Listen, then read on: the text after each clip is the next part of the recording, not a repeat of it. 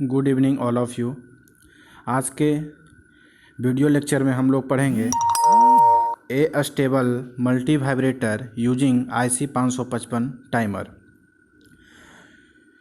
Multi vibrator को 3 part में बांटा गया है।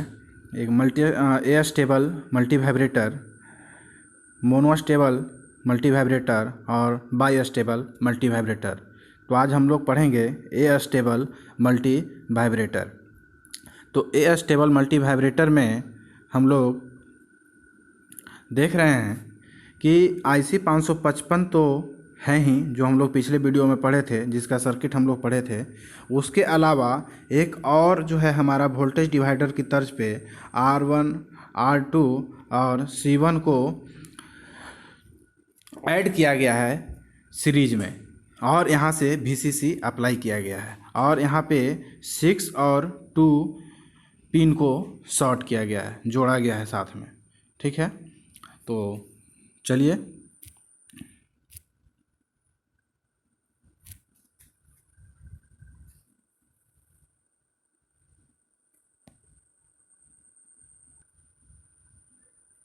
देखते हैं यह स्टेबल मल्टी वाइब्रेटर का सर्किट डायग्राम को।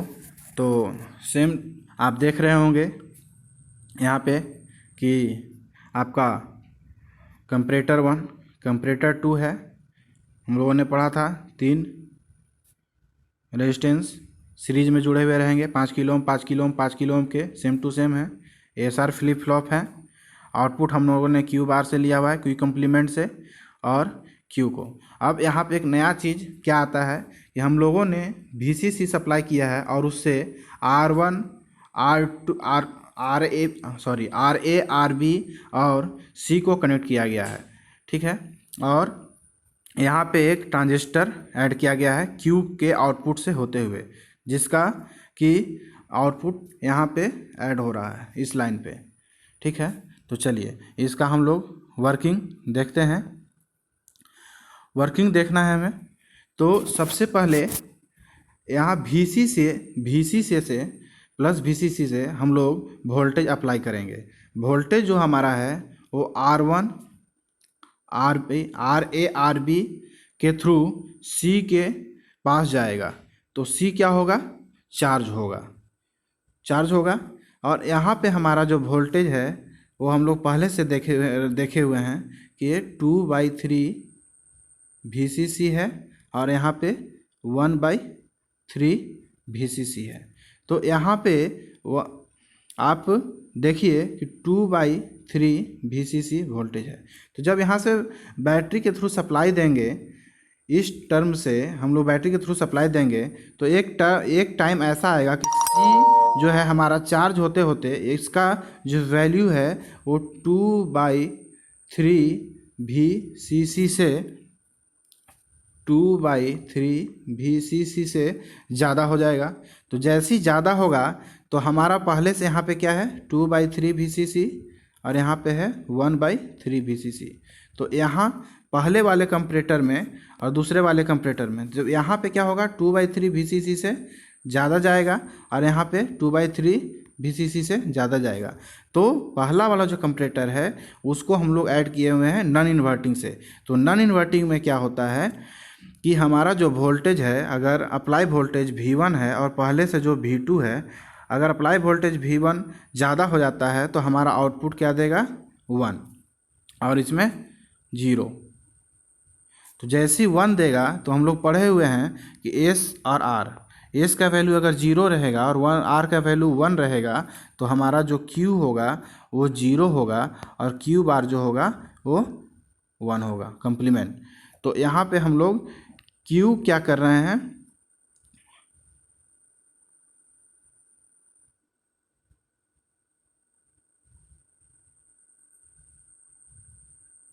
Q क्या कर रहे हैं 0। S अगर 1 आ रहा है और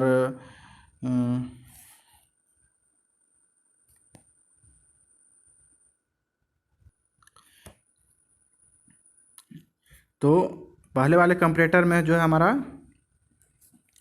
आउटपुट आएगा 1, और यहाँ पे आएगा दूसरे वाले में 0, तो Q क्या आएगा 1 और Q बार आएगा 0। ठीक है, तो जैसे ही हम 1 देंगे हमारा आउटपुट 1 आएगा, तो ए वाला ट्रांजिस्टर जो है वो सेचुरेशन रीजन में चला जाएगा। सेचुरेशन रीजन यहाँ पे थोड़ा सा समझ लीजिए, ट्रांजिस्टर का दो होता है, एक कट ऑफ रीजन और एक होता है सेचुरेशन रीजन।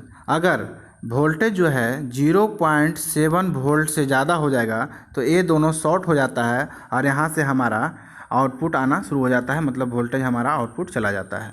लेकिन जैसे ही ये 0.7 से कम हो जाता है तो ये हमारा कट ऑफ रीजन में चला जाता है, ये दोनों के बीच कोई कनेक्शन नहीं होता है और आउटपुट हमारा नहीं जाता है। तो यहाँ पे जैसे 1 आया तो मतलब वोल्टेज हमारा जा रहा है, तो वोल्टेज अब जा रहा है तो ये हमारा क्या है बेस, ये है इमीटर और ये है कलेक्टर। आउटपुट हमारा कलेक्टर के थ्रू जा रहा है, कलेक्टर के थ्रू जा रहा है तो यहाँ पे कुछ ना कुछ वोल्टेज ये हमारा सप्लाई कर रहा है, मतलब कुछ ना कुछ रेजिस्टेंस के थ्रू ये लेने की कोशिश करेगा। ठीक है, तो हमारा क्या होगा, कैपेसिटर डिस्चार्ज होगा। तो जैसे ही डिस्चार्ज होगा तो हमारा कैपेसिटर डिस्चार्ज होगा तो 2/3 VCC से हमारा कुछ ना कुछ कम होगा वोल्टेज। तो पहले से हमारा यहाँ पे 2/3 VCC है और यहाँ पे 1/3 VCC है। तो अब क्या, अब जब हम 2/3 VCC से कम होगा यहाँ पे, तो 2/3 VCC से यहाँ पे कम आएगा, लेस देन 2/3 VCC, और यहाँ पे आएगा तो यहाँ भी लेस देन 2/3 VCC आएगा। तो जब हमारा यहाँ पे आप देख रहे होंगे V1 लेस देन हो गया V2, तो हमारा एस क्या हो गया 0। ठीक है, एस हो गया 0। तो एस जब 0 हो गया और यहाँ पर 0 हो गया, तो जब दोनों 0 हो गया तो आप हम लोग पढ़े हैं कि एस और आर अगर 0 हो गया तो हमारा जो आउटपुट है वो हमारा चेंज नहीं होता है, मतलब Q 1 का 1 ही रह जाएगा। Q 1 का 1 रह जाएगा, तो जब 1 का 1 रह जाएगा तो फिर से हमारा ये देना शुरू करेगा ट्रांजिस्टर, क्योंकि हमारा 0.7 वोल्ट से ज़्यादा है फिर भी। ठीक है, तो फिर से कैपेसिटर डिस्चार्ज होगा तो एक पॉइंट ऐसा आएगा कि 1/3 हो जाएगा ये, या 1/3 से कम हो जाएगा। ठीक है, तो जैसे ही कम होगा तो यहाँ पे 1/3 VCC से लेस हो जाएगा C का। तो जैसे ही कम होगा तो यहाँ पे अगर हम 1/3 VCC से कम अप्लाई करते हैं तो यहाँ पे 1 हो जाएगा और यहाँ पे लेस देन 1/3 VCC या इक्वल टू, तो 0 हो जाएगा। तो R का वैल्यू अगर 1 हो गया और ये 0 हो गया तो यहाँ पे Q का वैल्यू क्या आ जाता है 0 और यहाँ पे 1। तो जब 0 आ जाएगा तो ये क्या हो जाएगा, कट ऑफ रीजन में चला जाएगा। अभी हम लोग पढ़े हैं कट ऑफ रीजन में चला जाएगा। कट ऑफ रीजन में चला जाएगा तो यहाँ से हमारा ये, यहाँ से जो है ट्रांजिस्टर कोई भी आउटपुट देने का कोशिश नहीं करेगा। तो हमारा फिर से क्या होगा, कैपेसिटर VCC से सप्लाई के कारण क्या होगा, फिर से हमारा चार्ज होना शुरू हो जाएगा। और जैसे ही फिर से दोबारा चार्ज होना शुरू हो जाएगा तो जो पहले वाले कंडीशन था 2/3 VCC, जो पहले वाला कंडीशन था हमारा 2/3 VCC, वो फिर से हमारा स्टार्ट हो जाएगा। 2/3 VCC का लगभग हो जाएगा या 2।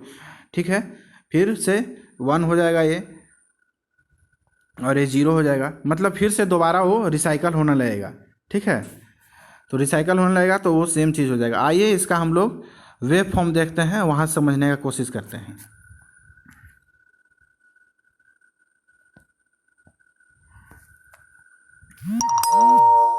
वेव फॉर्म में देखिए, वेव फॉर्म में हम लोग वहाँ से याद रखिएगा पिछले वाले टर्म से कि 1/3 VCC से स्टार्ट हुआ। ठीक है, ये 2/3 VCC तक गया। 2/3 VCC तक गया तो उसके बाद क्या होता था, हमारा कट ऑफ रीजन में ट्रांजिस्टर हो जाता था तो ये हमारा फिर से लो हो जाता था। लेकिन 1/3 से नीचे नहीं गया।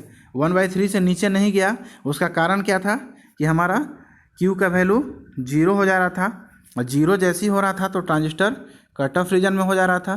तो कट ऑफ रीजन में होने के कारण ये हमारा आउटपुट नहीं दे पा रहा था, और जिससे कि हमारा कैपेसिटर डिस्चार्ज नहीं हो रहा था।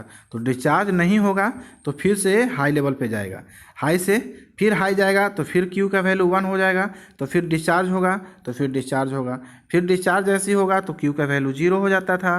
फिर यहाँ पे तो मतलब 1/3 और 2/3 के बीच में चलते रहेगा। अब इसका आउटपुट देखिए, जब हम लोग 1/3 से 2/3 जा रहा है मतलब डिस्चार्ज हो रहा है, ठीक है। तो जब डिस्चार्ज हो रहा है तो उस टर्म में हमारा ये देखिए आउटपुट क्या आ रहा है, ऑन, सॉरी चार्ज हो रहा है। तो फिर जैसे डिस्चार्ज हो रहा है तो उस कंडीशन में हमारा 0 हो जा रहा है, फिर चार्ज हो रहा है तो ऑन, फिर डिस्चार्ज हो रहा है तो 0। मतलब जैसे ही हमारा चार्ज हो रहा है तो हमारा क्यू का वैल्यू